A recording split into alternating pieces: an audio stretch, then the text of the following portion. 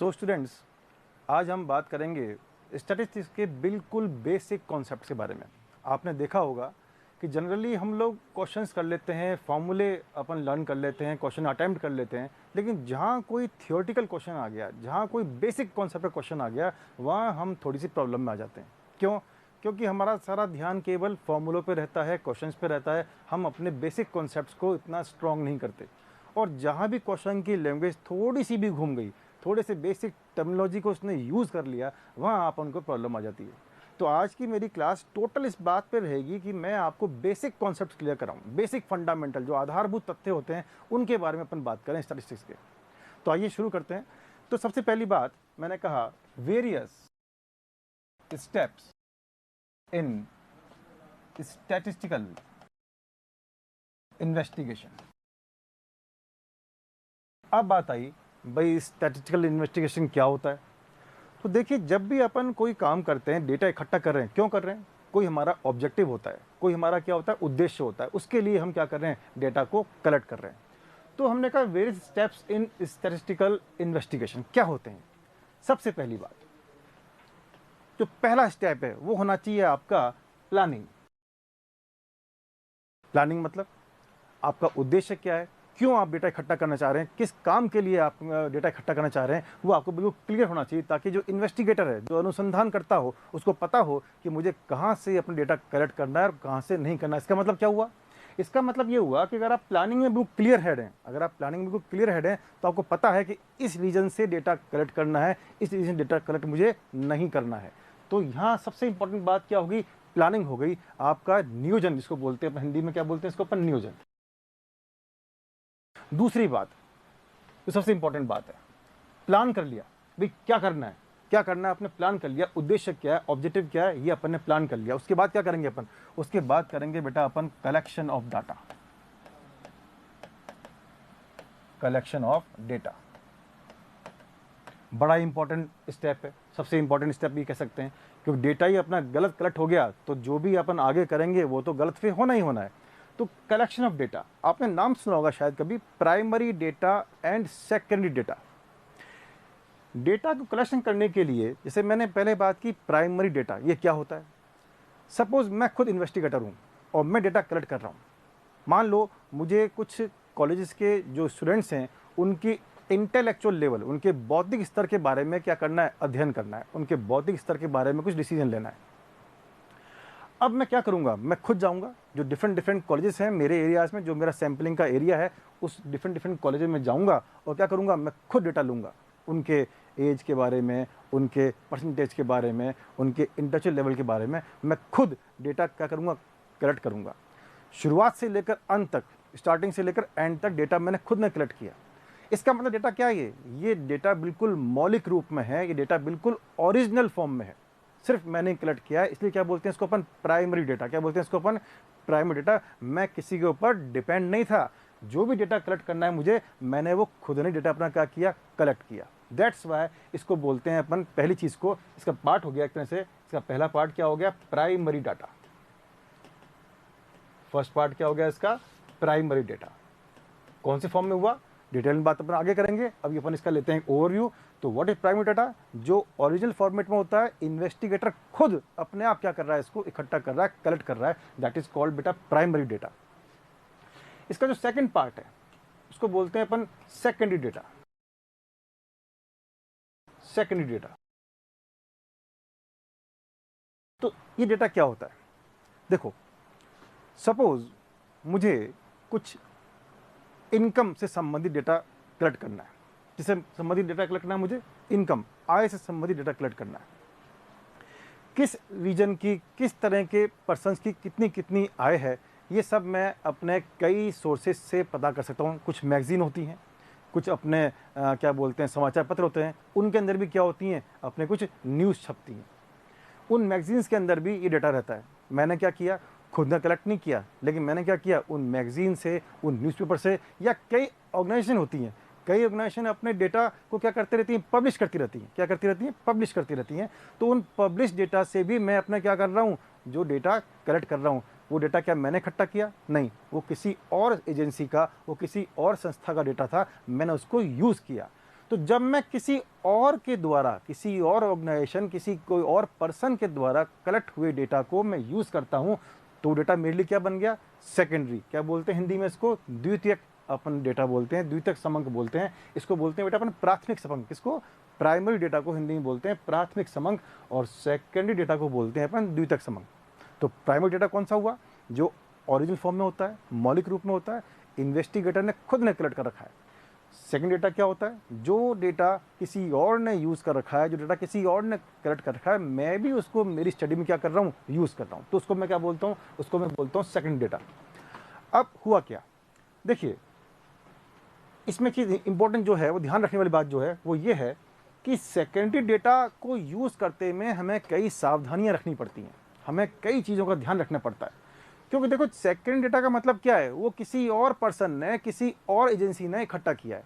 अब हो सकता है कि उस एजेंसी का, उस पर्सन का मोटिव, उस पर्सन का ऑब्जेक्टिव कुछ और हो, और आपने अपने किसी और उद्देश्य के लिए, किसी और ऑब्जेक्टिव के लिए डेटा इकट्ठा करना हो। तो सेकेंडरी डेटा को यूज़ करते टाइम बहुत सावधानी रखनी पड़ती है कि क्या वो आपका काम का पूरा है या नहीं है। इसीलिए एक वर्ड मैं आगे जाके लूँगा, एडिटिंग, संकलन कहते हैं, संपादन करना। तो संपादन करने के लिए जो सबसे इंपॉर्टेंट बात आएगी कि सेकेंडरी डाटा में अगर आप यूज़ कर रहे हो तो वो कैसे आपके काम आएगा, कितना आपके काम आएगा, क्या वो पूरा काम आ जाएगा। अगर उद्देश्य मैच करते हैं तो, अगर आपके और उस संस्था के उद्देश्य मैच करते थे, हो सकता है पूरा काम आ जाए। या अगर वो उद्देश्य पूरे मैच नहीं करते, आंशिक, एक वर्ड बोल रहा हूँ, पार्शियल आपका उद्देश्य क्या कर रहा है? मैच कर रहा है, तो हो सकता है आपको डाटा पार्शियली काम आए, आंशिक रूप से काम आए। तो आपको उसका एडिटिंग करनी पड़ती है, उसका संकलन करना पड़ता है, उसका संपादन करना पड़ता है। उस संपादन करने के बाद, एडिटिंग करने के बाद आप इसको यूज़ कर लेते हैं। तो दो तरह के डेटा हैं, प्राइमरी डाटा जो खुद अपन यूज़ करेंगे, अपन खुद कलेक्ट करेंगे, और जो अपना कौन सा है? सेकंड डेटा, जो अपना द्वितीयक डेटा है, वो किसी और एजेंसी ने यूज़ किया था, किसी और एजेंसी ने इकट्ठा किया था, हम उसको क्या कर रहे हैं? यूटिलाइज़ कर रहे हैं। जनरली यूटिलाइज़ कैसे करते हैं? या तो एज ए होल, मतलब फुल डाटा, अगर उद्देश्य मैच कर रहे हैं, मोटिव मैच कर रहा है आपका, तो, या एज ए पार्शियल, उसका कुछ आंशिक रूप से डाटा अपन क्या कर लेते हैं? यूज़ कर लेते हैं। तो उसको बोलते हैं अपन सेकंड डाटा। अब बात बताइए, प्लानिंग मतलब क्या था? अब दोबारा चलते हैं इस बात की ओर। प्लानिंग मतलब क्या था? आपका बिल्कुल क्लियर हेड थे, उद्देश्य बिल्कुल क्लियर था कि क्या करना है और कहाँ कहाँ से किस तरह डेटा लेना है। दूसरी बात, डेटा क्या कर लिया अपन ने? कलेक्शन कर लिया, चाहे वो प्राइमरी से किया हो, चाहे सेकेंडरी से किया हो, या दोनों के मिक्सिंग से किया हो। डेटा कलेक्ट कर लिया, अब क्या करेंगे? जो डेटा कलेक्ट करते हैं ना, जैसे आपको मैं देता हूँ एग्जांपल, आपके घरों में कई बार जनसंख्या का आकलन के लिए लोग आते हैं, आपके जनसंख्या आंकड़े इकट्ठा करने के लिए। वो आपसे पूरे परिवार डेटा लेते हैं और कागज़ पे लिख चले जाते हैं। आपका, आपके पड़ोसी का, आपके पूरे मोहल्ले का, आपके गांव का, आपके शहर का फुल डाटा इनके पास होता है।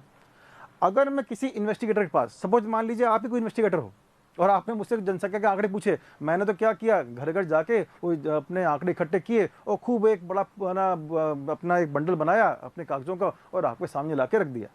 लो साहब, आपका ये जनसंख्या का आंकड़े डाटा आ गया। आप क्या करोगे उसका? क्यों? इतना रो डाटा, इतना विशाल डेटा को आप एनालिसिस नहीं कर सकते। इसका मतलब कोई एक चीज़ ऐसी और है जिसको हमको उस डाटा को क्या करना पड़ता है? कॉम्पैक्ट फॉर्म में लाना पड़ता है। मैंने एक वर्ड बोला, कॉम्पैक्ट, संक्षिप्तीकरण। हमको क्या करना पड़ेगा? इसको थोड़ा संक्षिप्त करना पड़ेगा। तो बेसिकली जो नंबर थर्ड चीज़ आई, उसको बोलते हैं अपन editing of data. Editing of data, data को आपको एडिट करना पड़ेगा, अपने लायक बनाना पड़ेगा, ताकि वो आगे फर्दर इन्वेस्टिगेशन के लिए, फर्दर एनालिसिस के लिए क्या हो जाए? अपने काम आ जाए। तो क्या काम है एडिटिंग का? कि जो बहुत रॉ डाटा, जो विशाल डेटा आंकड़े यहाँ पे इकट्ठे हो गए, उनको क्या करना है? संक्षिप्तीकरण करना है, उनको कॉम्पैक्ट फॉर्म में लेके आना है, उनको थोड़ा सा एडिट करना है। जो अनावश्यक डाटा है, जो अननेसेसरी डाटा इकट्ठा हो गया है, जो मेरे स्कोप ऑफ ऑब्जेक्ट, जो मेरा उद्देश्य था, उसके वो बाहर डाटा इकट्ठा हो गया, उसकी एडिटिंग करके, उसका संपादन करके, उसको मुझे क्या करना है? दूर हटाना है, उसको मुझे कम करना है। तो बेसिकली एडिटिंग में क्या होता है? जो मेरा अननेसेसरी, जो मेरा अनयूटिलाइज डाटा होता है, जो मेरे काम नहीं आएगा, उसको मैं क्या करता हूँ? हटा देता हूँ, संपादन करके उसको मैं एडिट कर देता हूँ। एडिटिंग के बाद अब जो नंबर 4 जो सबसे इंपॉर्टेंट चीज़ आई, वो कौन सी चीज़ आई? उसको बोलते हैं classification and tabulation. Classification and tabulation, Hindi में क्या बोलते हैं बेटा इसको? वर्गीकरण एवं सारणीयन। ये जो क्लासिफिकेशन है, वर्गीकरण है, इस पर मुझे स्ट्रेस करना पड़ेगा, कोई सबसे इंपॉर्टेंट चीज़ हो गई। Classification and tabulation. देखो क्लासिफिकेशन क्या होता है, अब इसके बाद जैसे मैंने आपको कहा कि क्या दे रहा हूँ आपको, मैं एक पूरा दे रहा हूँ ओवरव्यू, एक पूरा दे रहा हूँ ओवरव्यू कि स्टैट्स के अंदर डेटा कैसे इकट्ठा करते हैं, उसको किस तरह से अपन एडिट करते हैं, किस तरह से उसको एनालाइज करते हैं और कैसे अपन उससे रिजल्ट निकालते हैं। भाई अल्टीमेटली कर क्यों रहे हैं ये सारी स्टडी, क्यों कर रहे हैं अपन, कोई ना कोई कंक्लूजन, कोई ना कोई निष्कर्ष निकालने के लिए अपन ये काम कर रहे हैं। तो वो निष्कर्ष ऐसे तो निकलता नहीं है, डिफरेंट क्या होते हैं स्टेप्स, एक भी स्टेप में आपसे गलती होगी इसका मतलब उसका इफेक्ट कहाँ आएगा, आपके निष्कर्ष पे आएगा, आपके कंक्लूजन पे उसका इफेक्ट आएगा ही आएगा। तो हर स्टेप बिल्कुल फुल प्रूफ होना चाहिए, बिल्कुल कहीं उसमें कोई गलती नहीं होनी चाहिए, उसमें कम से कम एरर हो, तब जाके अपने रिजल्ट क्या आते हैं, एक्यूरेट आते हैं, सटीक आते हैं। तो प्लानिंग हो गई, डाटा कलेक्ट कर लिया, डाटा की एडिटिंग कर ली, अब आया क्लासिफिकेशन एंड टेबुलेशन। टेबुलेशन देखो ये नाम जो मैं बोलता हूँ उसमें आपको यही एक बात खत्म करता हूँ कि बेसिकली बिना क्लासीफाई किए आप टेबल नहीं बना सकते। ये बिल्कुल सिंपल कॉमन सेंस की बात है।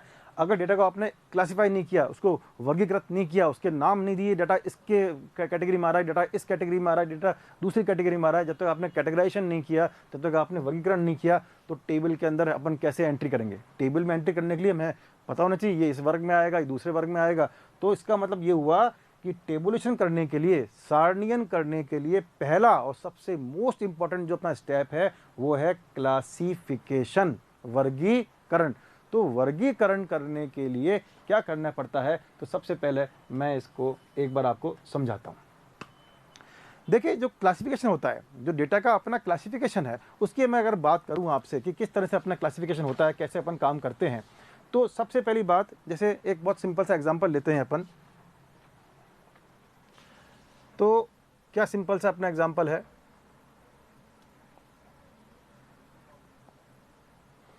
मैं आपको यहां पर समझाता हूं कि किस तरह से इसको मैं काम करूंगा। डेटा अपने कुछ नंबर ऑफ क्या है, स्टूडेंट्स हैं।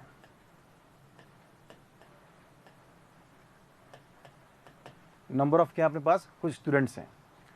उन नंबर ऑफ स्टूडेंट्स में, अब जैसे मैंने कहा नंबर ऑफ क्या अपने पास स्टूडेंट्स हैं, तो ये तो अपने लिया अपन ने क्या, कोई जगह ली, प्लेस लिया अपन ने, और यहां लिया मैंने अपने पास नंबर ऑफ क्या, स्टूडेंट्स, प्लेस जगह, और यहां पे क्या लिया मैंने, नंबर ऑफ स्टूडेंट्स। सपोज मैंने कहा कि कोई अपना ले लेते हैं कंपटीशन एग्जाम ले लेते हैं, जैसे मान लेते हैं यूजीसी नेट, जैसे मान लेते हैं यूजीसी नेट। इसके अंदर जयपुर के अंदर 30 या मान लेते हैं 3000 स्टूडेंट बैठे, ऐसी रफ एग्जांपल है। मान लेते हैं अजमेर रीजन के अंदर 2000 स्टूडेंट बैठे। मान लेते हैं उदयपुर रीजन के अंदर 1800 स्टूडेंट बैठे। मान लेते हैं अपने बीकानेर के अंदर अपने पास 1600 स्टूडेंट बैठे। डेटा मैंने किस बेस पे क्लासिफाई किया, डेटा मैंने किस बेस पे क्लासिफाई किया, ये डेटा मैंने आपके प्लेस, जगह के आधार पे क्या किया है, मैंने कलेक्ट किया है, उसको वर्गीकृत कर दिया, उसको क्लासिफाई कर दिया। तो देखिए यहाँ डेटा को प्लेस यानी जोग्राफिकल लोकेशन, यानी क्या, भौगोलिक स्थिति के आधार पे मैंने क्या किया, इसको क्लासिफाई किया है। इस तरह के क्लासिफिकेशन को मैं भी आगे नाम भी लूंगा, इस तरह के क्लासिफिकेशन क्या बोलते हैं अपन, इस तरह के क्लासिफिकेशन को अपन बोलते हैं ज्योग्राफिकल क्लासिफिकेशन। क्या बोलते हैं इसको अपन, इसको बोलते हैं ज्योग्राफिकल क्लासिफिकेशन, ज्योग्राफिकल क्लासिफिकेशन। क्योंकि मैंने इसको कैसे किया है, मैंने इसको जगह के आधार पर, ज्योग्राफी के आधार पर क्या किया है, मैंने इसको क्लासिफाई किया है। ऑन द कॉन्ट्रेरी, इसके अलग बात, मैं सपोज ऐसे करूं कि ये तो मैं रखूं ईयर, यहाँ तो क्या रखूं बेटा, मैं ईयर रखूं, और यहाँ पे क्या रखूं, वही नंबर ऑफ स्टूडेंट्स। बहुत सिंपल सा एग्जांपल दे रहा हूँ ताकि एकदम से समझ में आ जाए। तो जिस तरह से मैंने ज्योग्राफिकली इसको क्या किया था, क्लासिफाई किया था, प्लेस के बेस पे क्लासिफाई किया था, वैसे ही सपोज मैं इसको ईयर और नंबर ऑफ स्टूडेंट्स के बेस पे क्लासिफाई कर रहा हूँ। सपोज मान लेते हैं 2015 में कुल मिला के जो स्टूडेंट्स बैठे अपने राजस्थान के अंदर, या जयपुर की बात ही कर लें, जैसे अपन पर्टिकुलर जयपुर की बात कर लें कि ओनली कहाँ पे कंसंट्रेट हैं, जयपुर पे कंसंट्रेट हैं, ईयर्स चेंज कर रहा हूँ। 15 में मान लेते हैं अपने पास बच्चे बैठे 2100। 2016 में अपने पास कितने स्टूडेंट बैठे, मान लेते हैं 2700 बैठे। 2017 में मान लेते हैं अपने बच्चे कितने बैठे, 2850 बैठे। 2018 के अंदर इस तरह से बच्चे कितने बैठे, मान लेते हैं अपने पास 3100 बच्चे बैठे। तो हुआ क्या, मैंने अपने डेटा को मैंने अपने डेटा को ईयर वाइज डेटा को मैंने समय के आधार पे क्या क्लासिफाई किया। तो जब मैं अपने डेटा को समय के आधार पे क्लासिफाई करता हूँ, जब मैं अपने डेटा को टाइम के बेस पे क्लासिफाई करता हूँ, तो उसको बोलते हैं अपन क्रोनोलॉजिकल। क्या बोलते हैं इसको अपन? क्रोनोलॉजिकल। Chronological classification. तो ये मेरा टाइम के बेस पे जो क्लासिफिकेशन है उसको बोलता हूँ मैं क्रोनोलॉजिकल क्लासिफिकेशन बोलता हूँ। तो क्लासिफिकेशन कितने टाइप हुए अपने अभी आप सामने? एक तो हुआ ज्योग्राफिकल क्लासिफिकेशन जो प्लेस के बेस पे हुआ, एक हुआ क्रोनोलॉजिकल क्लासिफिकेशन जो समय के बेस पे हुआ, अपने टाइम के बेस पे हुआ। आगे बात करते हैं। अब इसके बाद आगे की बात करें तो मैंने इसको चेंज किया और मैंने इसको करना चाहूँगा मैं कि भाई आगे कैसे कर सकते हैं। सबसे इंपॉर्टेंट बात आई classification according to attribute. Classification according to attribute, गुणों के आधार पे क्या वर्गीकरण। ये दो तरह से होता है और ये थोड़ा समझना पड़ेगा आपको। हो सकता है आपने क्वेश्चन तो खूब किए हुए हों लेकिन ये कॉन्सेप्ट आपने नहीं पढ़ा हो। तो अकॉर्डिंग टू डाइकोटोमी और एक मैनीफोल्ड क्लासिफिकेशन। मैनीफोल्ड, दोनों इसी के काम है किसके? Classification according to attribute. ये दोनों चीजें एट्रीब्यूट में आती हैं, अकॉर्डिंग टू डाइकोटोमी और मैनीफोल्ड क्लासिफिकेशन। अब इसको अपन क्या बोलेंगे, इसको अपन हिंदी में क्या बोलेंगे वो देखते हैं। इसको बोलते हैं बेटा द्वंद्व भाजन वर्गीकरण। द्वंद्व भाजन वर्गीकरण, और इसको अपन बोलते हैं बहुगुणी वर्गीकरण। अब पहले देखते हैं कि अकॉर्डिंग टू डाइकोटोमी द्वंद्व भाजन क्या होता है और मैनीफोल्ड क्या होता है, दोनों में अंतर क्या है। देखो जो द्वंद्व भाजन वर्गीकरण है, जो अपना अकॉर्डिंग टू डाइकोटोमी क्लासिफिकेशन है, वो सिर्फ किसी गुण, किसी कैरेक्टरिस्टिक, किसी आपके क्या बोलते हैं, किसी चरित्र के बेस पर अपन बात करें तो वो उसको क्या करता है? क्लासिफाई करता है उसकी प्रेजेंस और उसके एब्सेंस के बेस पे। जैसे मान लो सपोज मैंने कहा कि भाई एक चीज बोली मैंने मैरिज, मैंने कहा एक चीज है मैरिज। अब अगर वो डेटा मैरिड है, मतलब ये गुण उसमें प्रेजेंट है, ये कैरेक्टरिस्टिक उसमें प्रेजेंट है, तो उसको बोलते हैं, जैसे मान लेते हैं नाम दिया मैंने ए, तो अगर उसमें वो है तो क्या बोलेंगे उसको अपन? ए। अगर वो चीज़ नहीं है, अगर वो मैरिड नहीं है तो उसका अपोजिट हो जाएगा, उसको बोलते हैं अपन अल्फा। क्या बोलते हैं उसको अपन? अल्फा। तो कुछ भी चीज़ को, किसी भी चीज़ को अपन एक नाम दे देते हैं। जैसे मान लो मैंने मैरिज को नाम दिया ए, तो अगर वो डेटा मैरिड है तो किस में काउंट हो गया? वो ए, उसकी प्रेजेंस में काउंट हो गया। अगर वो चीज़ उसमें नहीं है तो उसकी क्या हो गई? एब्सेंस हो गया। जैसे मान लो सपोज मैंने कहा कि साहब कोई आदमी पीजी है, पोस्ट ग्रेजुएट है, कोई आदमी क्या है? पीजी है, और इसको नाम दे दिया मैंने बी। अगर वो पीजी है तब तो क्या हो गया? वो डाटा बी में आ गया, प्रेजेंस है, वो क्या है उसमें? उसमें वो गुण प्रेजेंट है। और अगर वो एट्रीब्यूट उसमें नहीं है, जो एट्रीब्यूट मैंने नाम दिया वो एट्रीब्यूट उसमें नहीं है, तो उसको क्या बोलेंगे अपन? बीटा। क्या बोलेंगे उसको अपन? बीटा। तो प्रेजेंस को कैपिटल लेटर से, उसकी प्रेजेंस को, जो भी अपन ने एट्रीब्यूट लिया, जो भी अपन ने चीज़ ली जिसको अपन मेजर करना चाह रहे हैं, उसको जो नाम दिया, तो अगर प्रेजेंस है उसमें, प्रेजेंट है, तब तो क्या हो गया? वो कैपिटल लेटर में आ जाएगा। और अगर प्रेजेंट नहीं है तो कई लोग बस क्या करते हैं, उसको लिखते हैं छोटा ए से, कई बार इसको क्या करते हैं अपन? स्मॉल ए से। मेरी टेंडेंसी ये, मैं इसको अल्फा शो करता हूँ। ऐसे ही अगर पीजी पोस्ट ग्रेजुएट है, वो क्या है? बच्चा पोस्ट ग्रेजुएट है, अगर है वो प्रेजेंस है उसमें, वो चीज़ प्रेजेंट है, तब तो क्या? कैपिटल बी, नाम बी दे रखा है अपन ने। और वो पोस्ट ग्रेजुएट नहीं है तो इसका मतलब एब्सेंस है, तो या तो बीटा या कुछ क्या करते हैं ऑथर उसको स्मॉल बी से शो कर देते हैं। तो प्रेजेंस और एब्सेंस, क्या बोला मैंने? प्रेजेंस और एब्सेंस, उपस्थिति और अनुपस्थिति के आधार पर जो डेटा को अपन कलेक्ट करते हैं, उपस्थिति और अनुपस्थिति के आधार पर डेटा को अपन क्लासिफाई करते हैं, तो उसको क्या बोलते हैं अपन? अकॉर्डिंग टू डाइकोटोमी, द्वंद्व भाजन वर्गीकरण। ये सिंपल सी बात थी द्वंद्व भाजन वर्गीकरण की। आपने चीज देखी, इसमें एक बार में केवल एक गुण, एक बार में केवल एक एट्रीब्यूट की बात हो रही है, केवल एक एट्रीब्यूट। जैसे मैंने यहाँ कौन सा एट्रीब्यूट लिया? मैरिज लिया। यहाँ कौन सा एट्रीब्यूट लिया मैंने? पोस्ट ग्रेजुएशन लिया। तो इसमें एक बार में केवल एक ही एट्रीब्यूट की बात होती है। तो द्वंद्व भाजन वर्गीकरण में, डाइकोटोमी में, केवल एक बार में एक ही एट्रीब्यूट की बात करते हैं। अब क्या होगा, अगर मैं इसको मैनीफोल्ड की बात करूं, अगर मैं इसकी मैनीफोल्ड की बात करूं, मैनीफोल्ड अपन क्लासिफिकेशन की बात करें तो वो क्या होता है? नाम बता रहा है मैनीफोल्ड, बहुगुणी। बहुगुणी मतलब एक साथ मैं कई गुणों की बात कर सकता हूं। मैं आपको एक बेहतरीन एग्जांपल देता हूं।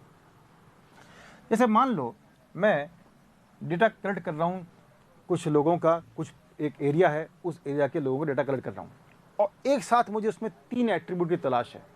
एक तो क्या, on the basis of gender, male female. एक क्या, on the basis of what, उसकी जो रहने की पोजीशन है वो शहरी है या ग्रामीण है, अर्बन है या क्या रूरल है। तीसरी चीज़ ये ले लेते हैं, अपनी मैरिज ले लेते हैं, मैरिड है या क्या है, अनमैरिड है। अब देखो ध्यान समझना, मैंने 3 चीज़ें बोली, मैनीफोल्ड, बहुगुण, एक साथ मैं कई एट्रीब्यूट्स की क्या कर रहा हूँ, स्टडी कर रहा हूँ। ऐसा बहुत होता है, बल्कि देखा जाए तो ऐसा बहुत कम होता है कि अपन एक बार में कोई एक एट्रीब्यूट की स्टडी करें। तो इसका मतलब मेन इंपॉर्टेंट कौन सा हो गया, मैनीफोल्ड क्लासिफिकेशन इंपॉर्टेंट हो गया। तो मैंने 3 चीज़ें ली। एक तो मैंने लिया बेटा जेंडर, ठीक है। जेंडर में सपोज आप मेल को शो कर रहे हैं ए से, तो बेटा फीमेल शो किससे हो जाएंगी, अल्फा से या स्मॉल ए से शो हो जाएंगी। सेकंड केस, मैं वो कहाँ रहता है उस पर डिपेंड कर रहा हूँ, उसकी जो अपनी रहने का उसका वो पोजीशन है उसकी बात करता हूँ। तो वो क्या क्या हो सकती है, हो सकता है वो क्या हो, अर्बन हो, शहरी हो सकता है वो क्या हो, रूरल बैकग्राउंड से हो, वो ग्रामीण बैकग्राउंड से हो।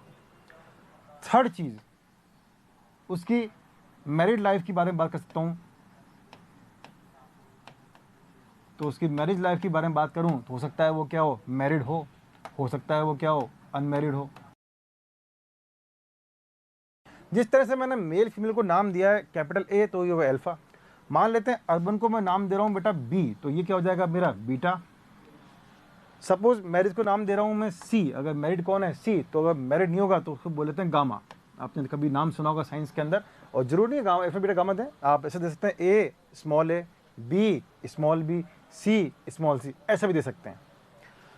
अब देखो सपोज, अब आप देखिए कि सपोज मैं लिखता हूँ ए बी और गामा, ऐसे लोग 60 हैं, तो इसका क्या मतलब निकला, एक साथ मैंने 3 एट्रीब्यूट की स्टडी कर ली।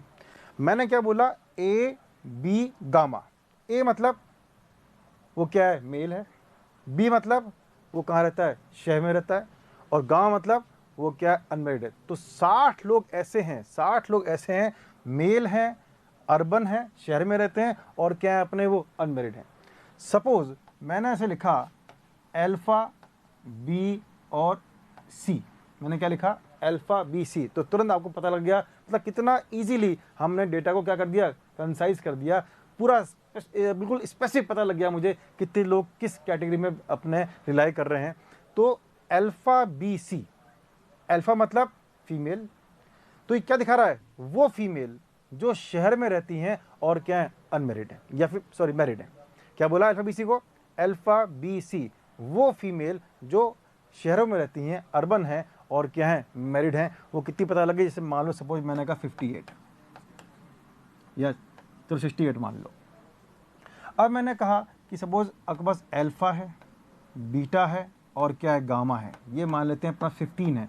तो इससे क्या पता लगा, इस 15 ने मुझे क्या बताया, alpha beta gamma. Alpha means female, beta means गांव में रहती हैं रूरल, और गामा मीन्स अनमेरिड। तो वो फीमेल जो गांव में रहती हैं और अनमेरिड हैं, वो फीमेल जो गांव में रहती हैं और अनमेरिड हैं, वो कितनी होगी, 15 हो गई।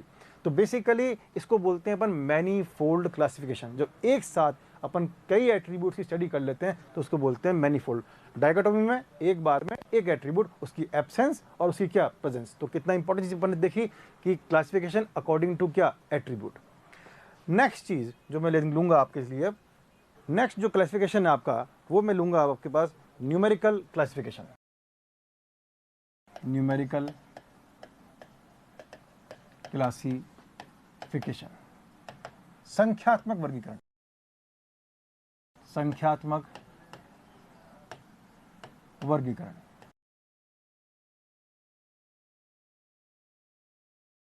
तो संख्यात्मक वर्गीकरण क्या होता है? देखो, बेसिकली कई चीज़ें ऐसी होती हैं जिनको अपन नंबर्स में नहीं काउंट कर सकते, जिनकी कोई यूनिट नहीं होती। जैसे मैंने कहा ब्यूटी, जैसे मैंने कहा क्या, ब्यूटी। मैं ये नहीं कह सकता कि किसी में 1 किलो ब्यूटी है, किसी में 250 ग्राम ब्यूटी है, अपन नहीं कह सकते ऐसा, कोई इसकी यूनिट नहीं होती है। मैंने कहा फ्रेग्रेंस, खुशबू, मैंने क्या बोला, फ्रेग्रेंस, खुशबू। मैं ये नहीं कह सकता कि इसमें 5 इंच है, उसमें कितनी है, 2 इंच है, कोई यूनिट नहीं होती। तो कुछ चीज़ें ऐसी होती हैं, कुछ एट्रीब्यूट ऐसे होते हैं जिनको अपन डायरेक्ट काउंटिंग में ऐसे मेजर नहीं कर सकते। तो कैसे मेजर करते हैं? तो नाम क्या है, न्यूमेरिकल क्लासिफिकेशन, संख्यात्मक वर्गीकरण। लेकिन हमें बेसिकली स्टैटिस्टिक्स के लिए हमें क्या चाहिए, आंकड़े चाहिए, हमें क्या चाहिए, डेटा चाहिए। तो डेटा कैसे आए? तो जो मैंने भी आपको सिखाया था डाइकोटोमी वाली बात, तो ब्यूटी अपन जैसे मान लेते हैं 100 जनों की अपन ने स्टडी की, तो अपन एक क्राइटेरिया बना लिया कि भी इसके ये तो ब्यूटीफुल है और ये क्या है, ब्यूटीफुल नहीं है। तो अपन ने क्या किया, 100 आंकड़े थे, 70 तो पाए गए उसकी प्रेजेंस और 30 में क्या पाएगी, उनकी एब्सेंस। तो प्रेजेंस और एब्सेंस बेस पे देखिए कितना अच्छा चीज़ हुई। प्रेजेंस और एब्सेंस के बेस पर हमने एक एट्रीब्यूट जिसको मेजर नहीं कर सकते, ध्यान समझना मेरी बात, ये एक ऐसा एट्रीब्यूट था इसको अपन मेजर नहीं कर सकते, लेकिन फिर भी अपन ने उसकी प्रेजेंस और एब्सेंस के बेस पे उसको कहाँ चेंज कर लिया, न्यूमेरिकल फैक्ट में चेंज कर लिया, अपन ने उसको आंकड़ों में परिवर्तित कर लिया। फ्रेग्रेंस, खुशबू, अपन ने किसी कोई एक चीज़ ली और उसको डिफरेंट डिफरेंट लोगों को दिया कि भी सूंघ के बताइए कि खुशबू है या बदबू है।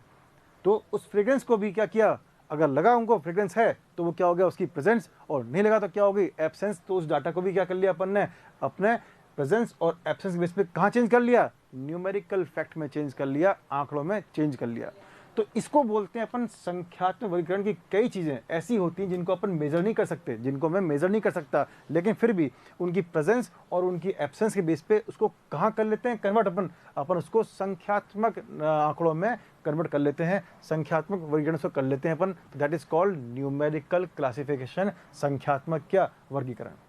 ये मेरे क्या थे, वर्गीकरण के तरीके थे कि कैसे कैसे मैं अपना क्लासिफिकेशन कर सकता हूं। अब दोबारा मैं अपने इस पे आ गया कि वेरियस स्टेप्स, जो मैं बता रहा था आपको, various steps in statistical investigation. मैं 4 स्टेप के बारे में बात कर चुका हूं। मैंने प्लान किया, मैंने डाटा को कलेक्ट किया, डाटा कलेक्ट करने के तरीके बता दिए आपको, कौन सा कैसे मेथड लगाते हैं वो बता दिया आपको मैंने। एडिटिंग बहुत इंपॉर्टेंट होती है, कोई रॉ डाटा को मैं यूज़ नहीं कर सकता, तो मुझे इसको संकलन करना पड़ता है उसका। तो वो करने के बाद, संपादन करने के बाद क्या करूँगा, क्या मैंने उसका क्लासीफाई किया, क्लासीफाई करने के बाद क्या बनाई मैंने, उसकी बनाई टेबल। टेबल कैसे बनाते हैं आगे डिटेल में बात करेंगे। अभी हाल फिलहाल अपन क्या कर रहे हैं, एक ओवरव्यू ले रहे हैं कि भाई किस तरह से अपन वेरियस स्टेप्स लेते हैं जो स्टैटिस्टिकल इन्वेस्टिगेशन में काम आते हैं। तो प्लानिंग हो गई, कलेक्शन हो गया, डाटा की एडिटिंग होगी, डाटा का क्लासिफिकेशन हो गया। अब क्लासीफाई कर लिया, टेबल बना ली, अब क्या भाई, जो ऑब्जेक्ट था दिमाग में रखो, कोई उद्देश्य था अपना, क्या था ना, अपने पास कोई उद्देश्य था। तो अब जो नंबर 5 चीज़ आई, जो सबसे इंपॉर्टेंट चीज़ आई, वो है अपने पास क्या, एनालिसिस ऑफ डाटा। एनालिसिस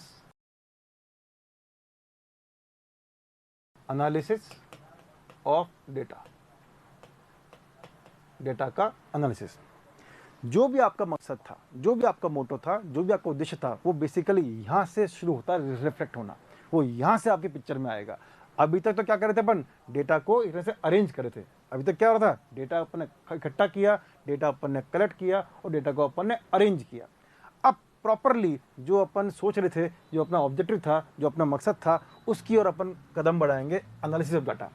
आपने खूब नाम सुनोगे साहब, मीन निकाल लिया, मीडियन निकाला, मोड निकाला, कोरिलेशन निकाला, सहसंबंध जिसको बोलते हैं, रिग्रेशन की इक्वेशन निकाली जिसको प्रतिगमन बोलते हैं।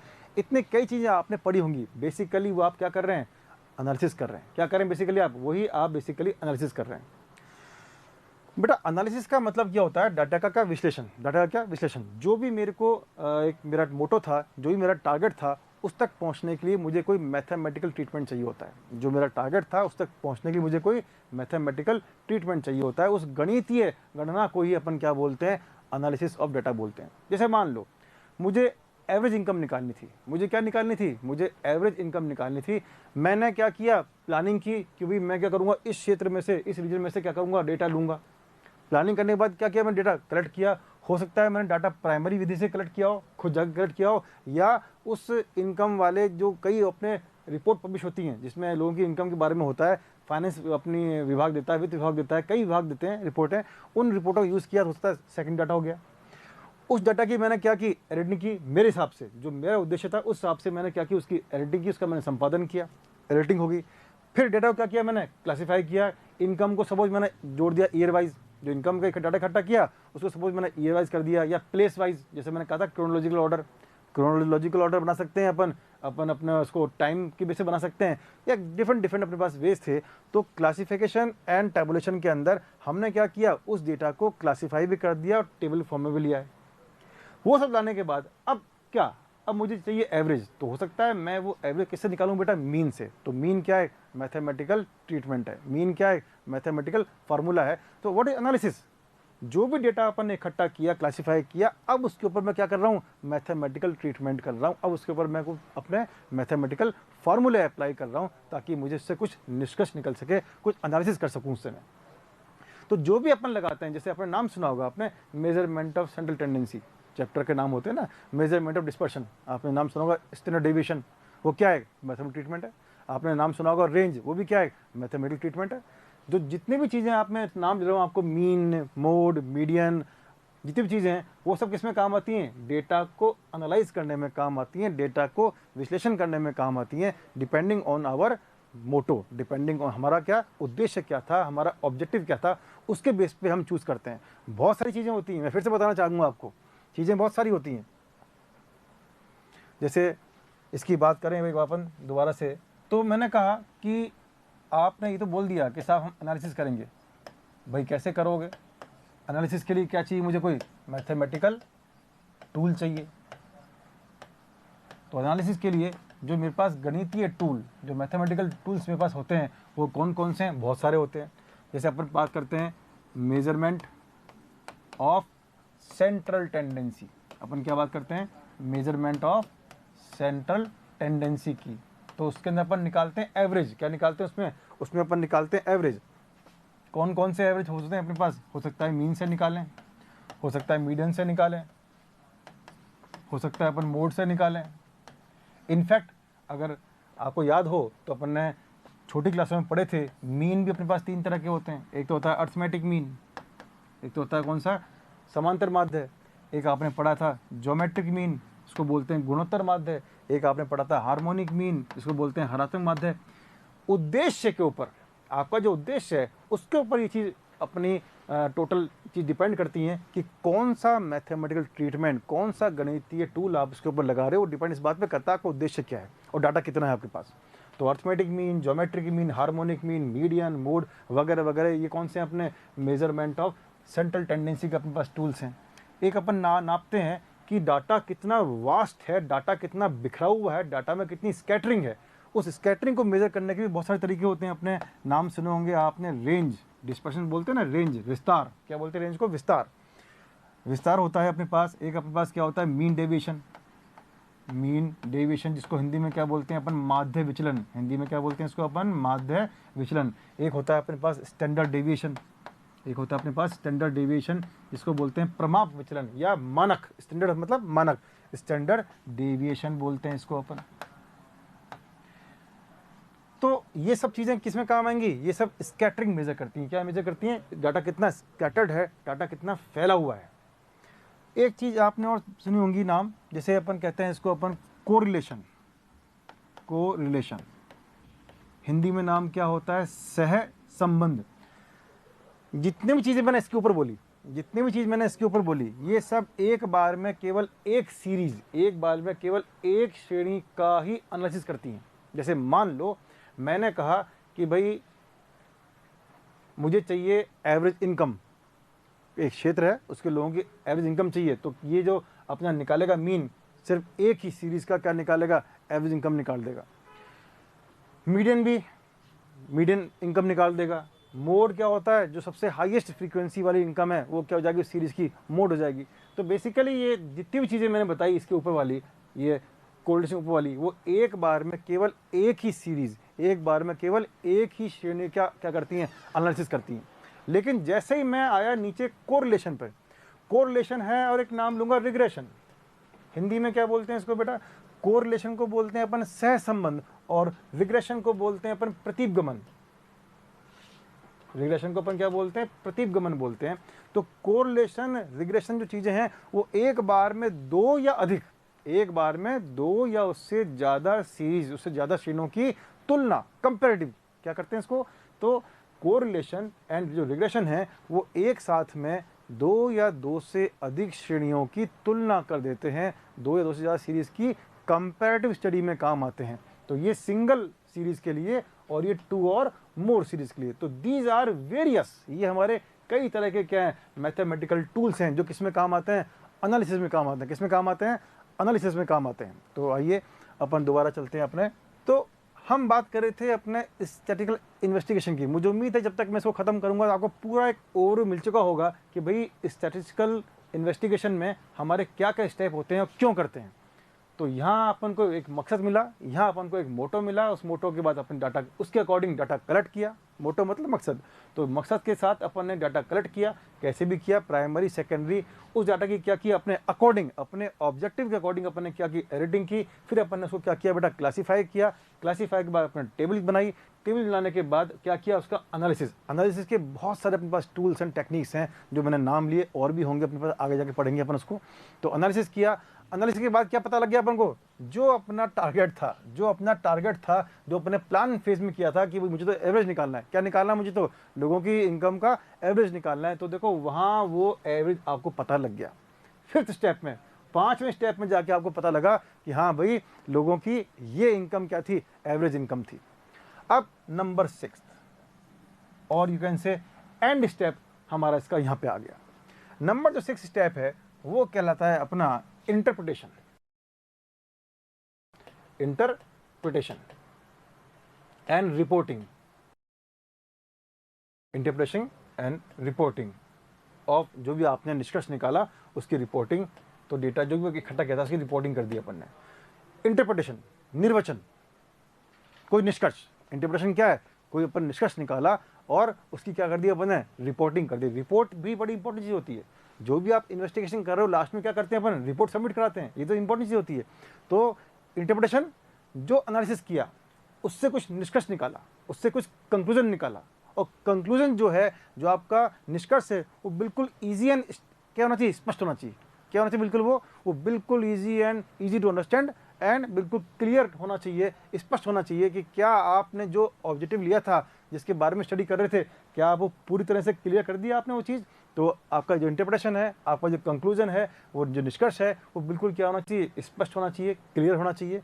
और उसकी एक संक्षिप्त, बहुत बड़ी नहीं, बहुत वास्ट नहीं, उसकी एक अपनी कंसाइज क्या होनी चाहिए? रिपोर्टिंग होनी चाहिए कि हाँ भी हमने ऐसे ऐसे काम किया था, इस ऑब्जेक्टिव को लेके हमने स्टडी शुरू की थी, उससे हमने ये क्या किया? एनालिसिस किया, और ये हमारा क्या था? उससे मेरा जो इन्वेस्टिगेटर है उसका खुद का अपना कंक्लूजन है कि उसने अपनी स्टडी से क्या पाया, स्टडी की, उससे उसको क्या पता लगा, उस क्षेत्र के बारे में, उस रीजन के बारे में उसको क्या पता लगा, चाहे वो इनकम की बात कर रहा हो, चाहे किसी और चीज़ की बात कर रहा हो, किसी भी एट्रीब्यूट की बात कर रहा हो, तो उसका खुद के व्यूज़ क्या हैं। तो ये क्या होते हैं? अपने व्यूज़ होते हैं कि भाई इंटरप्रिटेशन अपन ने निष्कर्ष निकाला, और रिपोर्टिंग में अपन ने उसके व्यूज़ दिए कि भाई किस तरह से हमने जो स्टडी की उसको हम किस तरह से क्या करें? कंक्लूड कर रहे हैं। तो ये मेरा एक बिल्कुल ओवरव्यू था कि स्टैटिस्टिकल इन्वेस्टिगेशन में अपन क्या क्या करते हैं। हम प्लान करते हैं, डाटा कलेक्ट करते हैं, एडिटिंग करते हैं, क्लासीफाई करते हैं, एनालिसिस सबसे इंपॉर्टेंट है। यहीं अपने क्या होते हैं? मैथमेटिकल टूल्स अपने अप्लाई होते हैं, जो अपने नाम लिए थे बहुत सारे। सबसे लंबा टॉपिक यही जाएगा जब अपन करेंगे एक एक बात को। और फिर उसके बाद इंटरप्रिटेशन और रिपोर्टिंग ऑफ डेटा। तो ये पूरा अपना क्या था? एक इन्वेस्टिगेशन का पूरा ओवरव्यू था। अब बात करता हूँ मैं कि भाई जैसे आपने ये सब भी कर लिया, बड़ी इंपॉर्टेंट चीज़ बात है एक, मैं अपने स्टैटिस्टिक्स के अंदर वेरिएबल मतलब चर कितने प्रकार के होते हैं? चर एवं उनके प्रकार। चर मतलब वेरिएबल राशि कौन कौन सी होती हैं और उनके प्रकार क्या होते हैं। तो सबसे पहली बात तो आई वेरिएबल क्या होते हैं, चर क्या होते हैं। बहुत सिंपल भाषा में बात करें तो चर कौन होते हैं? ऐसे अपने क्वांटिटीज, ऐसी अपनी राशियां जो समय के साथ, परिस्थिति के साथ लगातार क्यों अपने मान चेंज करते रहें। क्या बोला मैंने? ऐसे क्वांटिटी, ऐसी राशियां जो समय के साथ, परिस्थिति के साथ अपना वैल्यू, अपना मान क्या करते रहें, बदलते रहें, उसको अपन बोलते हैं वेरिएबल्स, बोलते हैं उसको चर राशियाँ। जैसे अपने मैंने कहा एज, अब एज फिक्स तो रहती नहीं है, समय के साथ लगातार क्या होती है, एज अपनी बढ़ती रहती है। वेट, अपना भार, वजन, वो भी क्या होता है, अपना फ्लक्चुएट होता रहता है, ऊपर नीचे होता रहता है। तो ऐसी चीज़ें हैं जो समय के साथ, परिस्थिति के साथ बदलती, जैसे परिस्थिति के साथ क्यों बोला, मौसम मैंने बोला वो बदलते रहते हैं अपने, तो वो सब चीज़ें जो लगातार बदलती रहती हैं उनको अपन बोलते हैं चर राशियाँ। इनके प्रकार, सबसे इंपॉर्टेंट बात है, आप लोगों ने आगे जाके कई चीज़ें सुनी होंगी कि जब अपन क्लासीफाई करेंगे, टेबल्स बनाएंगे, तो उसमें आपने नाम सुना होगा डिस्क्रीट, कंटिन्यूस, खंडित और सतत। वो सब कहाँ से आएंगे, वो सब यहाँ से आएंगे। तो वेरिएबल्स एंड इट्स काइंड्स, चर एवं उनके प्रकार। अपने इस तरह इसके अंदर दो तरह के चर होते हैं। एक होता है बड़ा डिस्क्रीट, और ये चीज़ बहुत ध्यान समझना, आगे काम आने वाली है। इसके ऊपर बेस कंपटीशन एग्जाम में इसके ऊपर बेस हमेशा क्वेश्चन आता है, हमेशा, क्योंकि जनरली ये माना जाता है कि सब बच्चे क्वेश्चंस कर लेते हैं, फॉर्मूले याद कर लेते हैं, लेकिन ये जो थियोरेटिकल एक्सपर्ट होते हैं इस पर कोई ध्यान नहीं देता, और हल्का सा भी क्वेश्चन थियोरेटिकल आ गया और इसमें ये चीज़ें मैंने डाल दी जो मैं यहाँ लिखवा रहा हूँ, तो फिर अपन उसको नहीं कर पाते। तो ध्यान देना कि डिस्क्रीट और अपने दूसरा जो वेरिएबल बोलूँगा मैं कंटिन्यूस, वो क्या मतलब होता है, वो कैसे बनते हैं। डिस्क्रीट, इसको बोलते हैं खंडित चर। सेकंड है कंटिन्यूस, इसको बोलते हैं बेटा अपन सतत चर, सतत चर।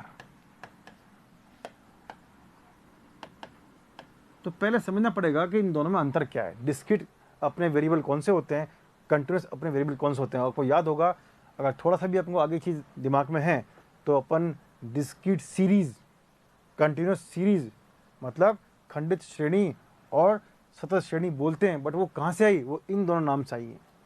अब पहले समझते हैं डिस्क्रीट वेरिएबल क्या होता है। सपोज मैंने कहा किसी फुटबॉल मैच में, जो गोल हुए, जो अपने गोल के अपने किए या किसी दूसरी टीम ने हमारे ऊपर किए, उनकी संख्या जरा बोलिए, तो आप क्या बोलोगे, यस बोलो 0, कोई गोल हुआ ही नहीं हो, या क्या बोलोगे 1, या क्या बोलोगे 2, क्या कभी बोल पाओगे 1.5 गोल हुआ या 2.5 गोल हुए, नहीं, ऐसा नहीं बोल सकते अपन। तो यहाँ से धीरे धीरे आपके दिमाग में बनेगा एक कॉन्सेप्ट कि डिस्क्रीट का मतलब क्या होता है। 0 के बाद सीधा कौन था, 1 ही आएगा, 1 के बाद सीधा कौन आएगा, 2 आएगा, 1.25, 2.32, ऐसे कुछ आ नहीं सकते। इसका मतलब ये हुआ खंडित चरों के अंदर, डिस्क्रीट वेरिएबल के अंदर एक वैल्यू और दूसरी वैल्यू बीच में क्या होता है, एम्प्टीनेस होती है, खालीपन होता है। जैसे मैंने क्या, 1 के बाद 2 ही आएगा, ये 1.1, 1.2, 1.3 इसमें नहीं आ सकते। इसीलिए क्या बोलते हैं इसको, डिस्क्रीट, खंडित। ये बीच में क्या हो गया, ब्रेक हो गया, 1 फिर सीधा कौन, 2, बीच की कोई वैल्यू इसके अंदर हो ही नहीं सकती। सपोज मैंने एक और एग्जांपल लिया समझाने के लिए, मैंने कहा दुर्घटनाओं की संख्या, चाहे किसी बड़े आदमी की दुर्घटना हुई हो, चाहे किसी छोटे बच्चे की दुर्घटना हुई, वो काउंटिंग कितनी आएगी, पूरी एक काउंटिंग मानी जाएगी। तो जैसे आप क्या बोलोगे, दुर्घटनाओं की संख्या या 2 होंगी या 3 होंगी या 4 होंगी, 10 होंगी, 4.5 तो बोल नहीं सकते, शायद छोटा सा दुर्घटना हो गया ना, चाहे वो छोटी दुर्घटना हो चाहे बड़ी दुर्घटना हो, उसकी जो काउंटिंग है, उसकी जो गणना है, वो हमेशा क्या आएगी, पूर्णांकों में आएगी। एक वर्ड बोला मैंने आपको, ध्यान दिया होगा आपने, किस पे आएगी, इंटीजर में आएगी। हमेशा किस में आती है, सामान्यतः पूर्णांकों में वो संख्या आती है। तो खंडित श्रेणी क्या होती, खंडित चर क्या होते हैं, जिनकी वैल्यू किससे आती है। अब एक बहुत इंपॉर्टेंट बात बोल रहा हूँ, डिस्क्रीट वेरिएबल की वैल्यू, डिस्क्रीट वेरिएबल मतलब खंडित चर के मान किससे आते हैं, काउंटिंग से आते हैं, गणना से आते हैं। आपने गोलों की संख्या आपने काउंट की, दुर्घटनाओं की संख्या आपने काउंट की, तो वो सब चीज़ें, जैसे मैंने कहा किसी क्लास में विद्यार्थियों की संख्या, किसी क्लास में नंबर ऑफ स्टूडेंट्स आपने क्या किए, काउंट किए। तो कितना इंपॉर्टेंट बात पता लगी अपन को आज पहली बार कि डिस्क्रीट वेरिएबल की जो वैल्यू आती है वो हमेशा काउंटिंग से आती है, वो ऐसे मेजर नहीं होती है कि सर नाप लिया साहब किस चीज़ को अपन, नहीं, ये किससे आती है, काउंटिंग से आती है। तो discrete variable is always be counted. ये हुआ खंडित चर। अब मैं अपने एग्जाम्पल को चेंज करता हूँ। सपोज मैंने आपकी बार एग्जाम्पल लिया एज का, मैंने अपना एग्जाम्पल लिया एज का। हो सकता है किसी की एज क्या हो, 12 साल हो सकता है किसी की एज क्या हो, 12 साल 1 महीना हो सकता है किसी की एज क्या हो, 12 साल 1 महीना 13 दिन हो सकता है किसी की एज क्या हो, 12 साल अपना 1 महीना 13 दिन और 18 घंटे हो। तो मेरी बात समझ में आ गई होगी कि यहाँ 12 और 13 के बीच में, जब मैं एज की बात कर रहा हूँ, जब मैं आयु की बात कर रहा हूँ, तो कितना क्लियर अपना एग्जाम्पल था कि 12 और 13 के बीच में भी अनगिनत, 12 और 13 के बीच में अनगिनत नंबर, जो मेरे लिए इनफाइनाइट नंबर्स आ सकते हैं इसके बीच में, इसीलिए क्या बोलते हैं उसको, कंटिन्यूअस। देखो सतत है, व्हाट इज सतत है, लगातार। और ये क्या था, खंडित। तो देखो नाम में ही अपना काम छुपा हुआ है। जब अपन खंडित की बात करें, जब अपन डिस्क्रीट की बात करें, तो खंड हो रहे हैं, उसके टुकड़े हो रहे हैं। 1 के बाद सीधा कौन, 2, 2 के बाद सीधा कौन, 3, बीच में कुछ भी नहीं, बीच में क्या है, टूट गया, वो खालीपन था, एम्प्टीनेस थी। लेकिन कंटिन्यूस वेरिएबल क्या नाम है, सतत चर, लगातार चल रहा है। जैसे मैंने कहा इनकम, जैसे मैंने कहा इनकम, जैसे मैंने कहा वेट, वेट मतलब वजन, वजन के कैसे कह सकते हैं, किसी का 60 किलो है, किसी का 61 किलो है, किसी का 60 किलो 250 ग्राम, किसी का 60 किलो 300 ग्राम, 60 किलो 750 ग्राम। तो चल रहा है, पॉइंटों में भी चल रहा है। तो देखो कितनी अच्छी बात निकल के आई, इसमें पॉइंटों में पॉसिबल हो सकता है और इसमें पॉइंटों में पॉसिबल नहीं हो सकता। तो डिस्क्रीट के अंदर, खंडित चर के अंदर हमारे पास क्या होती है, काउंटिंग से आते हैं। ये किससे आया, अभी आपने एक चीज़ शायद ध्यान नहीं दिया होगा मैं क्या बोल रहा था। कंटिन्यूस वेरिएबल जब मैंने एग्जांपल लिया वजन, तो मैं क्या बोला था, किसी का वजन 60 किलो, किसी का वजन 61 किलो, किसी का वजन 60 किलो 700 ग्राम। बार बार क्या बोल रहा था मैं, यूनिट, क्या बोला था मैं, मात्रक। इसका मतलब ये हुआ कि जो मैं इतनी देर से कह रहा हूँ कि डिस्क्रीट वेरिएबल तो किससे आते हैं, गणना से आते हैं, काउंटिंग से आते हैं, आपके गणित किए जाते हैं। लेकिन कंटिन्यूस वेरिएबल किससे आएंगे, मापे जाते हैं, दे कैन बी मेजर्ड।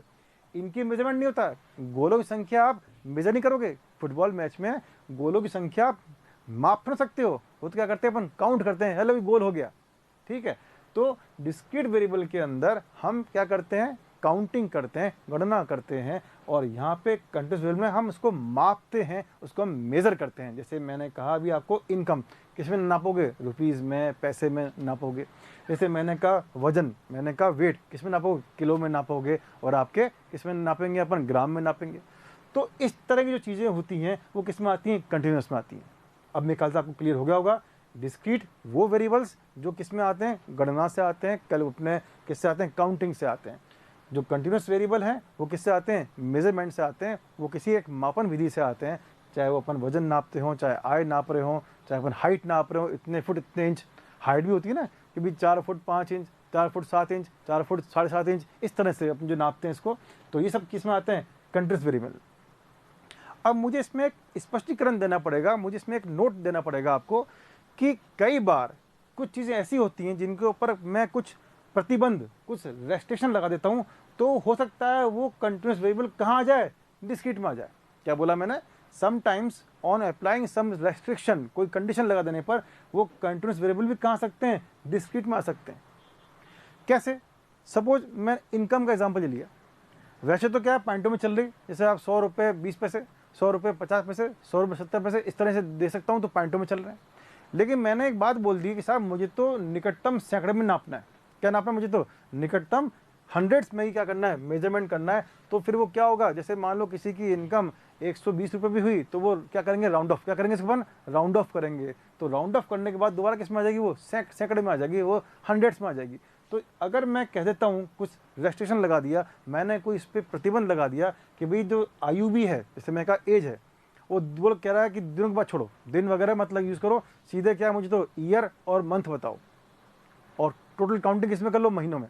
जैसे मान लो कोई आदमी अपना, कोई आदमी तो खैर चलो बच्चा ले लेते हैं, कोई बच्चा अपना 4 साल और 3 महीने का है, और उसको क्या देना है, दिन नहीं काउंट करना है, महीनों में आपको इसको क्या देनी है, इसको आपको एज देनी है। तो मैंने क्या बोला था, 4 साल और 3 महीने, तो कितने हो गए हो, 50, कितना हो गया, 1 साल में 12 महीने होते हैं, तो कितना हो गया, 51 महीने का बच्चा हो गया। 51 तो क्या पूरा एक अपना काउंटिंग होगी, क्या होगी, पूरी अपनी काउंटिंग होगी। लेकिन कब, जब मैंने कहा कि मैं दिन, घंटे और सेकंड उसकी आयु के नहीं गिनूंगा, मैं निकटतम, मैं नियरेस्ट किस में बात करूंगा, ओनली मंथ में बात करूंगा, नियरेस्ट ओनली अपने महीनों में बात करूंगा। तो जब नियरेस्ट महीनों में बात करते हैं, इसका मतलब क्या हो गया, वो जो कंटिन्यूस हो सकता था, जो अपने एज है वो वैसे तो क्या कंटिन्यूस है, लेकिन वो कहाँ चली गई, वो रेस्ट्रिक्शन लगाती कहाँ गई, वो डिस्क्रीट में आ गई। तो sometimes on applying some restriction और condition, the continuous variable can be converted to discrete variable, बदल सकते हैं।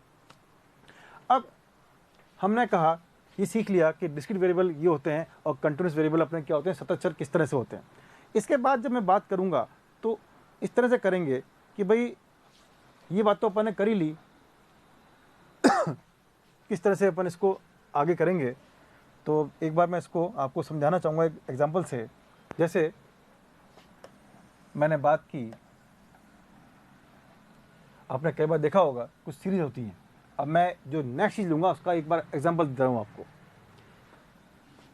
आपने देखा होगा एक्स लिखा होता है कई बार, और यहाँ पे लिखा होता है एफ, और डेटा कई बार ऐसा होता है जैसे 2, 4, 7, 10, 11, 13 वगैरह वगैरह। डेटा कई बार ऐसे लिखा होता है कि साहब 2 3 बार, 4 2 बार, 7 3 बार, 10 मान लेते हैं अपन ने क्या कर दिया 4 बार, और 11 मान लेते अपन ने कर दिया 2 बार, 13 अपन ने मान लिया 3 बार। ठीक है, ये तो मेरा फर्स्ट चीज़ हो गई, ये मेरी सेकंड चीज़ हो गई, और ये मेरी थर्ड चीज़ कर रहा हूँ। थर्ड मैंने कहा कई बार ऐसा लिखा होता है कि साहब 0 से 5 के बीच, 5 से 10 के बीच, 10 से 15 के बीच, और 15 से 20 के बीच। कई बार अपन इस तरह से बात करते हैं। तो इसमें क्या अंतर आ गया? मैंने 3 चीज़ें आपके सामने लिखी हैं, इनका नाम भी बात करेंगे, क्या नाम है इनका बात करेंगे अभी अपन। मैंने 3 चीज़ें आपके सामने लिखी। कई बार डेटा ऐसा लिखा हुआ आता है 2, 4, 7, 10, 11, 13। को जानता है कि ये क्या होता है? ये होता है अपना डिस्क्रीट सीरीज। क्या होती है अपनी? डिस्क्रीट सीरीज होती है, जहाँ डेटा को इंडिविजुअली, जहाँ डेटा को अपन व्यक्तिगत रूप से लिख देते हैं, इसको बोलते हैं अपन क्या? इसको बोलते हैं अपन डिस्क्रीट सीरीज। अब ये दोनों चीज़ें हैं जो मैंने ली यहाँ पर आपके सामने, ये ग्रुपिंग की है मैंने। क्या की यहाँ पे मैंने? ग्रुपिंग की है। 0 से 5, 5 से 10, 10 से 15, 15 से 20। 0 से 5 के बीच में मान लेते हैं अपने पास क्या है? 4 लोग हैं। 5 से 10 के बीच में मान लेते हैं अपना 3 कोई फ्रीक्वेंसी है। What is frequency? बारंबारता। क्या बोलते हैं इसको अपन? क्लास। क्या बोलते हैं इसको अपन? क्लास बोलते हैं, वर्ग अंतराल बोलते हैं इसको अपन, बोलते हैं वर्ग अंतराल। अभी अपन थोड़ा डिटेल में पढ़ेंगे, मैं भी एग्जाम्पल ले रहा हूँ। और इसको बोलते हैं अपने फ्रीक्वेंसी। एफ का मतलब क्या होता है? फ्रीक्वेंसी। कोई चीज़ कितनी बार क्या हो रही है? रिपीट हो रही है। हिंदी में बोलते हैं इसको बेटा बारंबारता। हिंदी में क्या बोलते हैं इसको? बारंबारता। तो ये तो है अपना वर्ग अंतराल, और ये क्या है कि इस वर्ग अंतराल में कुल मिलाकर कितने ऑब्जेक्ट्स, कुल मिलाकर कितने ऑब्जर्वेशन आ रही हैं। तो 0 से 5 के बीच में 4 ऑब्जर्वेशन आ रही है, 5 से 10 के बीच में 3 ऑब्जर्वेशन है, 10 से 15 के बीच में मान लेते हैं 2 ऑब्जर्वेशन है, और 15 से 20 के अंदर मान लेते हैं 1 ही ऑब्जर्वेशन है। तो इसको हम बोलते हैं वर्ग अंतराल के रूप में सारणियन। ये बोलते हैं अपन व्यक्तिगत श्रेणी, और इसको बोलते हैं क्या? अपन इसको क्या किया है? देखो ये दोनों चीज़ इंपॉर्टेंट है। ये तो क्या इसने बनाया? मैंने समूहन किया है। क्या किया इसको मैंने? इसका मैंने समूहन किया है, इसको मैंने ग्रुपिंग कर दी है। ये कहलाता है असमूहित। क्या कहलाता है? ये कहलाता है असमूहित, अनग्रुप्ड। फ्रीक्वेंसी तो है, लेकिन मैंने कोई ग्रुपिंग नहीं की है, डिस्क्रीट चल रहा है, अलग अलग चल रहे हैं। क्या चल रहे हैं? बिल्कुल अलग अलग चल रहे हैं, कोई मैंने ग्रुपिंग नहीं की है। और यहाँ पे क्या हो गई? ग्रुपिंग हो गई है। यहाँ पे क्या हो गया? इनका समूहन हो गया है, यहाँ पर ये अनग्रुप्ड है। तो ये इस एग्जाम्पल को लेकर अपन बेसिक्स पे चलते हैं कि किस तरह से इसको अपन, कौन कौन सी चीज़ें हो सकती हैं। तो जब वेरिएबल पढ़ लिए, जब अपन ने पढ़ लिए वेरिएबल्स कितने तरह के होते हैं, अब अपन बात करते हैं कि अब अपन बाकी बात करते हैं कि किस तरह से अपने सीरीज होती हैं।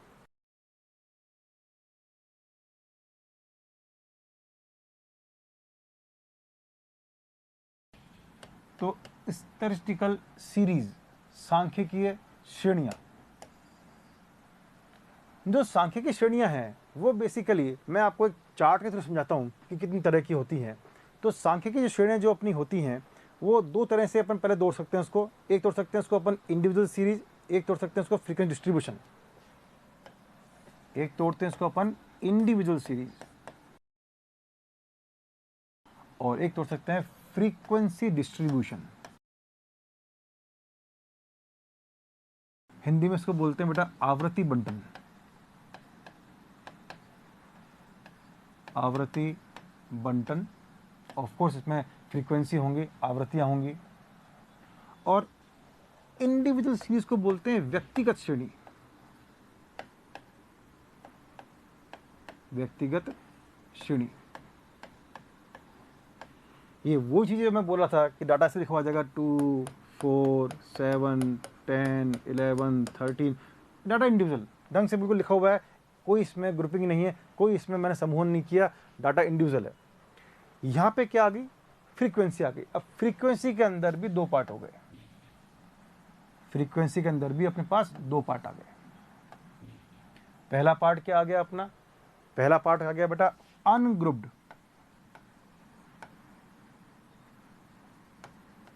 शॉर्ट में लिख रहा हूं FREQ, मतलब फ्रीक्वेंसी, और डिस्ट्रीब्यूशन DIST। तो अनग्रुप्ड फ्रीक्वेंसी डिस्ट्रीब्यूशन,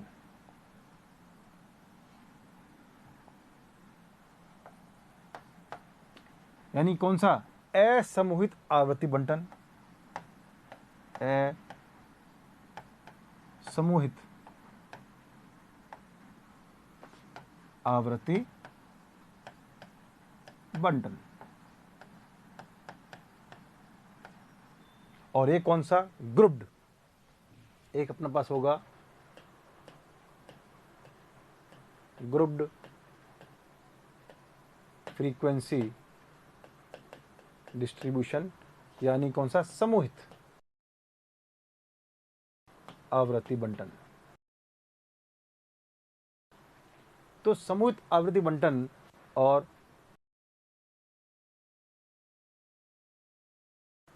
ये कैसे होते हैं, ये एग्जैक्टली मैं आपको जो बता रहा था, आपके पास डायग्राम बनाया था मैंने कि यहाँ पर मान लेते हैं, सपोज जिस वेरिएबल स्टडी कर रहा हूँ, जिस चर राशि की मैं स्टडी कर रहा हूँ, उसको मैंने मान लिया x, मान लेते हैं जिस चर राशि स्टडी की मैंने इसको मान लिया x, तो x, और यहाँ पे क्या हो जाएगा बेटा, फ्रीक्वेंसी। लेकिन स्टिल अभी भी वो x के क्या है, ग्रुपिंग नहीं बनी है, x की क्या समूहन नहीं हुआ है, वो अलग अलग रहेगा। जैसे मान लीजिए 2 है, 5 है और 9 है। 2 कितनी बार आया, मान लेते हैं 2 5 बार आया, तो यहाँ पे लिख दिया 5।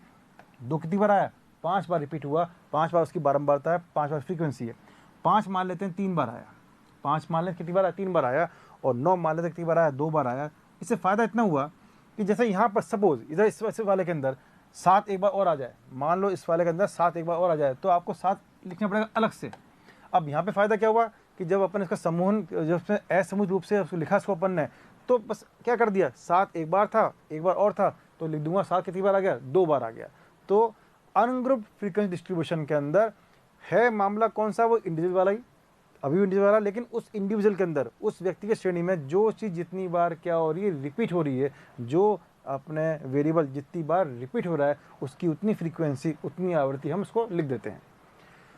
समूहित के अंदर जो मैंने एग्जाम्पल लिया था वैसे एग्जाम्पल है, यहाँ पे क्लास बनती हैं, यहाँ बनते हैं वर्ग अंतराल, इसको लिखते हैं अपन क्लास बोल रहे हैं इंग्लिश के अंदर, और हिंदी में क्या बोलते हैं इसको अपन, वर्ग अंतराल बोलते हैं। और यहाँ उस वर्ग अंतराल में कितने आइटम्स आ रहे हैं वो अपने आते हैं फ्रीक्वेंसी के अंदर। तो जैसे क्लास मान लिया मैंने 0 से 10, यहाँ मान लिया मैंने कितना 10 से 20, 0 से 10 के अंदर मान लेते हैं मेरे पास डाटा 5 आ गया, और 10 से 20 में डाटा मान लो कितना आ रहा है, बस 7 आ गया, एंड सो ऑन, इस तरह आगे भी हो सकता है। तो इस चीज़ को अपन बोलते हैं स्टैटिस्टिकल सीरीज। कितनी तरह की होती हैं, सांख्यिकी श्रेणियाँ अपने मोटे मोटे तौर पे 2 भाग में बढ़ती हैं। एक इंडिविजुअल, इसमें अपन कोई आवृत्ति नहीं, इसमें कुछ नहीं लिखते, डाटा जितनी बार है उसको लाइन से लिखते चले जाते हैं। हाँ, ये जरूर है कि इसको शो कैसे करते हैं, 2 तरीके आपने नाम सुनोगे आपने, एक तो होता है असेंडिंग और एक होता है क्या, डिसेंडिंग। एक तो क्या होता है अपना आरोही और एक होता है अपने पास अवरोही। इंग्लिश में क्या बोलते हैं, असेंडिंग, ASC लिखता हूँ शॉर्ट में, और एक क्या होता है अपना डिसेंडिंग। कैसे, जैसे मान लो इसी को मैंने कहा जाए कि साहब बढ़ते हुए क्रम में लिखें, कहाँ रखते हैं, अगर उसको बढ़ते हुए क्रम में, जैसे मैंने लिखा था वो बढ़ते हुए क्रम में था, 2 4 7 10 11 13, 7 तो फिर बाद में इसको अपन मैंने इंक्लूड किया था, इसको हटा देते हैं, बेकार में कंफ्यूज करेगा आपको ये। तो 2 4 7 10 11 13 ये ऑलरेडी कहाँ लिखे हुए हैं, ये आपके आरोही क्रम में लिखे हुए हैं, ये आपके असेंडिंग ऑर्डर में लिखे हुए हैं। व्हाट इज असेंडिंग ऑर्डर, छोटा संख्या पहले, छोटा मान पहले, और बाद में क्या धीरे धीरे बढ़ते हुए क्रम में लिखते हैं, तो क्या बोलते हैं इसको अपन आरोही क्रम बोलते हैं। अवरोही क्रम में क्या होता है, अवरोही क्रम में हम उसको उल्टा लिखते हैं, पहले कौन सा बड़ा 13 पहले आ जाएगा, फिर कौन आएगा 11, फिर कौन आएगा 10, फिर आएगा 7, फिर आएगा 4, और फिर कितना आ जाएगा, बस 2 आ जाएगा। तो जब हम छोटे से बड़े की ओर बढ़ते हुए क्रम में लिखते हैं तो उसको बोलते हैं असेंडिंग ऑर्डर, आरोही क्रम, और जब हम बड़े से छोटे तक घटते हुए क्रम में लिखते हैं तो उसको बोलते हैं अवरोही क्रम और डिसेंडिंग बोलते हैं। तो ये अपने पास 3 तरह की श्रेणियाँ होती हैं, इंडिविजुअल, अनग्रुप्ड फ्रीक्वेंसी डिस्ट्रीब्यूशन और एक ग्रुप्ड फ्रीक्वेंसी डिस्ट्रीब्यूशन। तो ये अपने पास होती हैं स्टैटिस्टिकल सीरीज होती हैं। अब इसके बाद जो अपन नेक्स्ट क्लास लेंगे उसके अंदर इसके आगे की बात करेंगे, जो मैंने कहा था ना क्लासिफिकेशन कर देंगे उसका और किस तरह से एनालिसिस करते हैं उसके आगे की बात करेंगे। तो आज मैंने आपको क्या बताया, आज मैंने आपको बताया कि टोटल कुल मिला के अपने पास कितने स्टेप्स होते हैं किसी भी स्टैटिस्टिकल इन्वेस्टिगेशन के। एक रिपीट करते हैं, एक रिवाइज करते हैं अपन इस चीज़ को कि पहला काम क्या होता है, हम प्लान करते हैं कि हमारा ऑब्जेक्ट क्या है, हमें करना क्या है, किस रीजन में करना है। उसके बाद हम क्या करते हैं, उस रीजन में से अकॉर्डिंग टू माय ऑब्जेक्टिव, अपने उद्देश्य के अनुसार मैं क्या करता हूँ, अपने उसमें से अपने डाटा को कलेक्ट करता हूँ, चाहे वो प्राइमरी हो, चाहे वो सेकेंडरी हो, चाहे उन दोनों का मिक्सचर हो। डेटा कलेक्ट करने के बाद वो डेटा रॉ होता है, वो डेटा बहुत विशाल होता है, उसको क्या करना पड़ता है, मुझे थोड़ा कंसाइज करना पड़ता है। तो मैं अननेसेसरी जो अपना अनावश्यक डेटा होता है उसको मैं हटा देता हूँ, उसको बोलते हैं संपादन करना, एडिटिंग करना।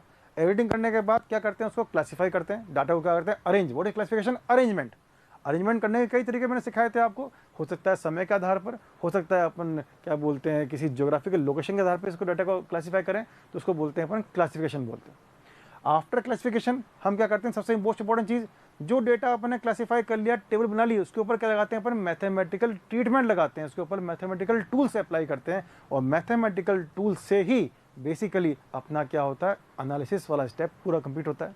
क्योंकि जब आपने कहा कि सर डेटा कलेक्ट कर रहा हूँ और मुझे एवरेज इनकम निकालनी है, तो डेटा कलेक्ट तो कर लिया, बट एवरेज इनकम निकालोगे कैसे? किसी टूल से निकालोगे, किसी मेथड से निकालोगे, किसी मैथमेटिकल अपने फॉर्मूले से निकालोगे। तो उस मैथमेटिकल फॉर्मूले को अपन क्या बोलते हैं, एनालिसिस ऑफ डेटा। उस जो फॉर्मूले को अप्लाई करने वाले स्टेप को क्या बोलते हैं अपन, एनालिसिस ऑफ डेटा। उससे अपन ने एनालिसिस किया और कोई अपन ने वैल्यू निकाल ली, एवरेज इनकम निकाल ली। तो अब क्या करेंगे, लास्ट स्टेप क्या था उसका, अपन क्या करें, उसका इंटरप्रिटेशन करें कि भाई क्या अपन ने निष्कर्ष निकाले, अपन ने क्या कंक्लूजन निकाले, और फिर उसकी रिपोर्टिंग करें। रिपोर्टिंग क्या होना चाहिए, बहुत बड़ी नहीं हो, बहुत छोटी भी नहीं हो, कि जिससे कुछ पता ही नहीं लगे मुझे कि क्या किया था अपन ने। रिपोर्टिंग के अंदर जो भी अपने कंक्लूजन्स हैं वो बिल्कुल स्पष्ट, बिल्कुल क्लियर रहने चाहिए ये अपने कंक्लूजन्स हैं।